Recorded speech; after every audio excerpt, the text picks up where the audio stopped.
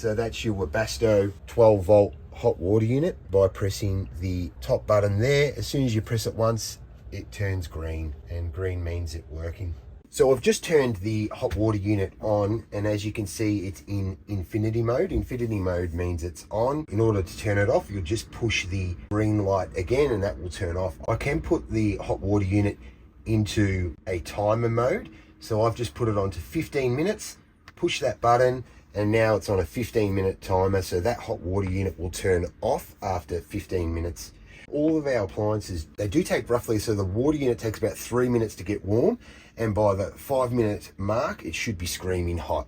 So you won't feel the warmth straight away. So with all diesel appliances, don't turn them on and off too quickly. It will put them into error mode. So if you do get into this part of where it is on the control panel, you've got settings, ventilation, timers. Try and escape everything and go into the heating section for the hot water unit.